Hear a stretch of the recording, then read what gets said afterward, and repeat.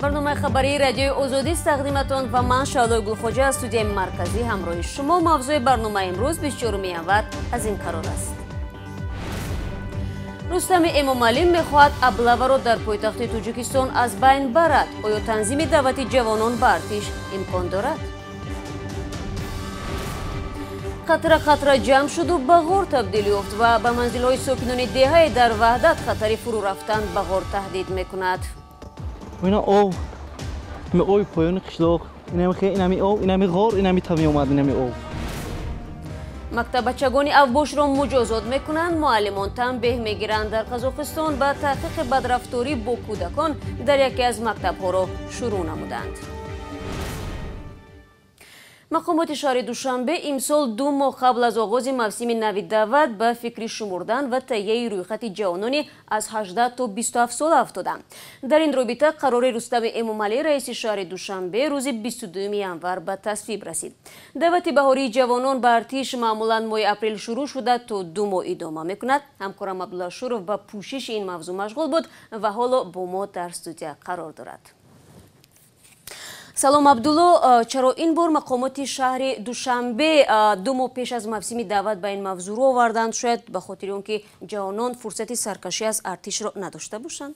سلام شهلا، نه تنها به این خاطر، بنابر قرار رئیس شهر دوشنبه مقامات از حال آمادگی به دعوت موسم بهاری جوانان به ارتش را شروع کردند. دعوت امساله به گفته مسئولان شهر نسبت به سالهای قبلی فرق خواهد داشت. شروع از حالا مقامات به شماریدن جوانان پرداختند که سن و سالشان برای دعوت به ارتش موافق است. تا سنه 25 مارس طبق قرار رئیس شهر مقامات جوانانی که طبق قانون از خدمت آزاد نیستند از تشخیص طبی باید بگذرانند. آنها هم که بیماری تبابت نشونده دارند با تبابت فرا بگیرند. در خدمات مطبوعات شهر دوشنبه گفتند هدف آمادگی پیشکی به موسم نوی دعوت حربی تنظیم این روند است تا که جوانان طبق دعوتنامه به کمیسریات حربی حاضر شده بدون هیچ گونه معرکه‌های مجبورکنی که با نام ابله و معروف است به خدمت حاضر شوند. یعنی من درست فهمیدم که امسال در شهر دوشنبه هنگام دعوت جوانان به ارتش ابله نمی شود عبدالله؟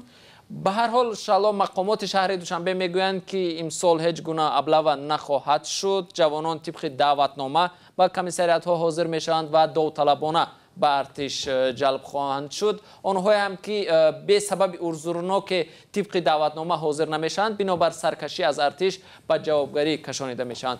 یک نوگانی دعوت جوانان به ارتش در شهر دوشنبه امسال این است که حکومت پایتخت تصمیم گرفته است که تا 30% نو اسکران را پیش از دعوت شدن به ارتش در مرکزهای تعلیمی تشکیلات مددگار مدافع و یا داصعف با آموزش کسب و هنرهایی که در ارتش ضرورند فرا بگیرند. مسئولان بخش جوانان شهر در صحبت با ما گفتند جوانانی که صحت و سلامت و قابل خدمت هستند 3 ماه قبل از دعوت با راهخطهای مقامات می توانند در داصعف تحصیل کرده برای مثال رانندگی و یا دیگر کسب و کارهای در ارتش ضروری را پیشکی آموخته با آمادگی کامل به ارتش بروند. تحصیل جوانان با راهخطهای مقامات در مرکزهای داصعف رایگان خواهد بود. فهم خوب وقت نشان خواهد داد. عبدالله تشکر برای صحبت.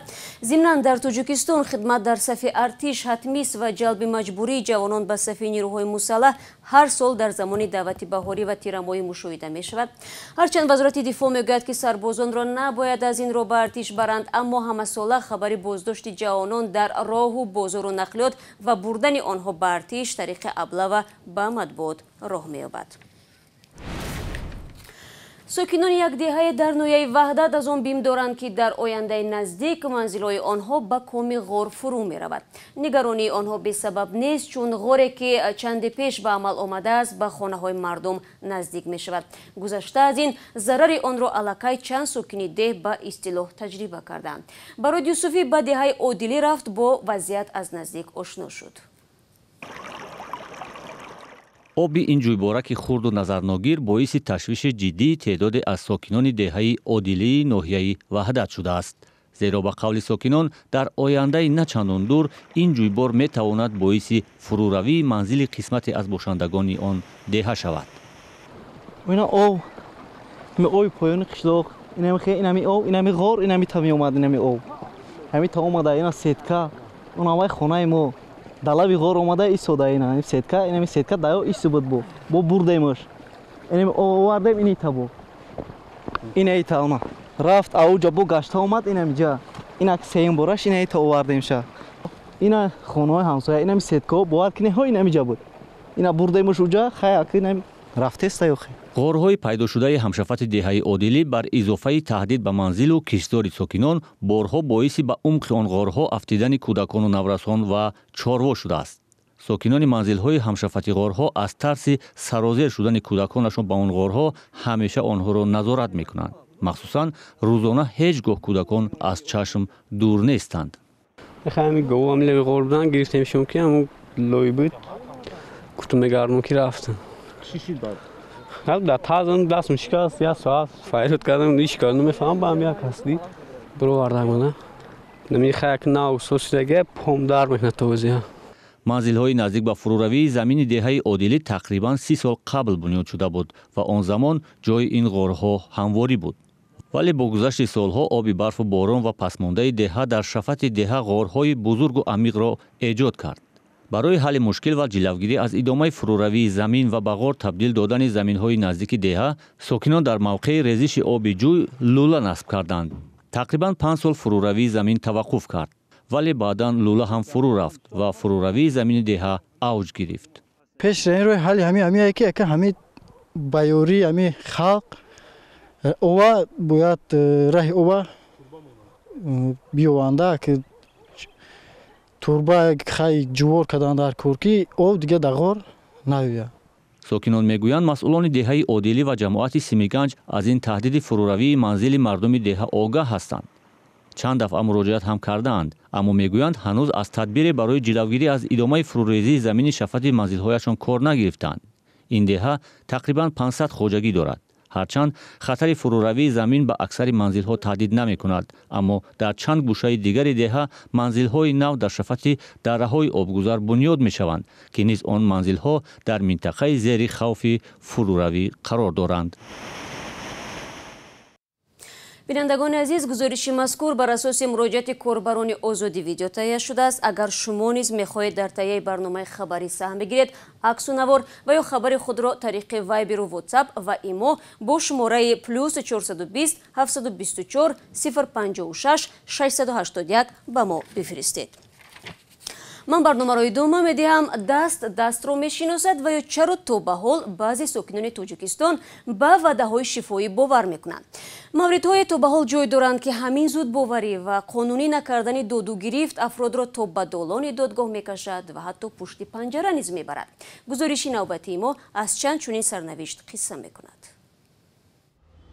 дар тоҷикистон ҳанӯз ҳам паймонҳои шифоҳӣ роиҷ аст. мо ҳам дигар даҳанаки ҳамро қабул кардем.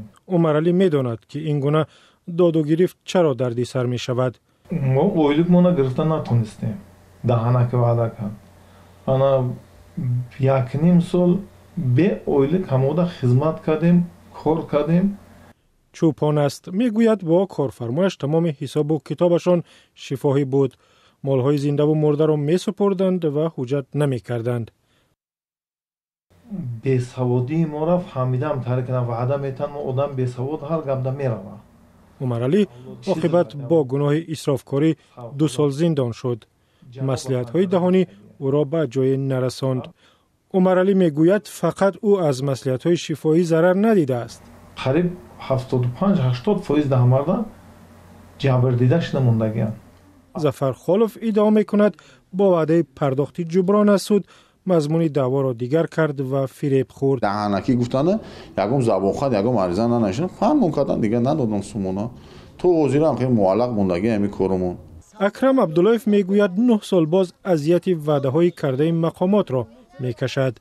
соли 2010 дар деҳаи чармгари поёни кӯлоб хонаашро сел бурд. ӯ мегӯяд ҳукумати шаҳр ваъдаи замину хона дод ва хомӯш монд. ваъда мекунан охирами 2 сол пас 3 сол баъд мири шаҳра далилиш мекунан мегирезан мераванд дига ман ҳеҷ ча намефаҳмам. сокинон мегӯянд аз боварияшон сӯистифода мешавад. онҳо надониста ба паймон ва ваъдаҳое бовар мекунанд ки оқибат ба зиндагиашон таъсири бад мерасонад. شما برنامه خبری رادیو آزادی را تماشا دارید. وزارت کارهای داخلی میگوید در یک نظرسنجی اکثر ساکنان تاجیکستان اعتماد خود را به پلیس کشور بیان کردند. در پرسش افکار عموم تخمینا 2800 نفر شرکت داشتند. از بین پرسیده شده ها تنها 18% گفتند که به میلیسه ها باور ندارند. کیوم ارسیاتو با تفصیلات بیشتر. پرسش افکار عموم در رابطه با کار میلیسه ها آخر سال گذشته از طرف وزارت کارهای داخلی انجام شده است. بیش از 81% پرسیده شده ها گفتند که به فعالیت کارمندان میلیسه در تاجیکستان باور دارند. بیش از 74% گفتند که سالهای آخر فعالیت میلیسه بهتر شده است. در میان بخش‌هایی که کارشان از نظر ساکنان بهتر بوده است، خدمات تامین ترتیبات جمعیتی، بازرسی دولتی اتومبیلی و خدمات تفتیشاتی نامبر شدند. مرکز علمی تحقیقاتی وزارت کارهای داخلی گفته است پرسش بر اساس 17 سوال برگزار شد، اما در حال حاضر سنجیدن درستی نتیجه های این پرسش توسط منابع مستقل امکان ندارد و این هم در حالی است که سالهای آخر بعضی از ساکنان تاجیکستان از برخورد نامناسب ماموران میلیسه شکایت دارند. دوام 7 سال گذشته در تاجیکستان تلاش ها برای گذریش از نظام میلیسه به پلیسیا ادامه دارد. قرار است سال 2020 اسم میلیسیا به شیوه بین المللی پلیسیا عوض کرده شود. در میان آرمان‌های کلی این اصلاحات بالا بردن سطح کسبی خادمان حفظ قانون، مبارزه با فسادکاری، خاتمه دادن به شکنجه و بدرفتاری با بازداشت شده ها می باشد. این همان مشکلات است که امروز در رابطه با کاری برخی از خادمان میلیسای تاجیک به عنوان انتقاد صدا می دهد. رو می‌آوریم به موضوعهای دیگر. در ولایت اقتیپه قزاقستان والدان دو خانواده جریمه شدند که دخترهایشان در رابطه با منع بستن رویمال در مکتب به درس‌ها نمی‌رفتند.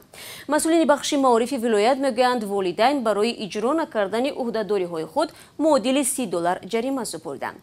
در عین زمان 10 خواننده به قید گرفته شده است که از اول سال خوانش به دلیل رعایت نکردن طلبات لباس یگانه مکتبی به درس‌ها راه داده نمی‌شوند. مقامات میگویند با والدین آنها صحبت دارند. در همین حال بعد پیدا شدن ویدیوی بدرفتاری با کودکان در مکتب‌های ولایت ترکستان قزاقستان تحقیق این حادثه شروع شده است. معلمان میگویند درباره زورآوری با طلبگان پس از آن آگاه شدند که صحبت در این باره به شبکه‌های اجتماعی راه یافت. مادران یکی از نابالغان برای رفتار پسرش عذر خواست. طاهر سفر گزارش می‌دهد. در اینجا خوانندگان صنف نهم مکتب رقمی 16 نورسانی از خودشان خردتر را تحقیر و توهین میکنند. مقامات پلیس گفتند بعد دیدن ویدیو در پی شدند و معلوم کردند حادثه در ولایت ترکستان شده است. در رابطه با این بدرفتاری با اتهام اوباشی پرونده باز کردند.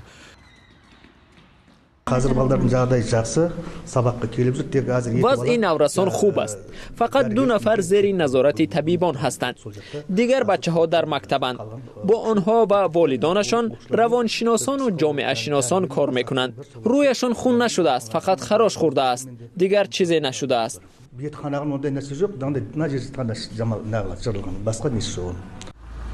مادر یکی از متهمان به بدرفتاری از خانواده‌های نورسان عذر خواست.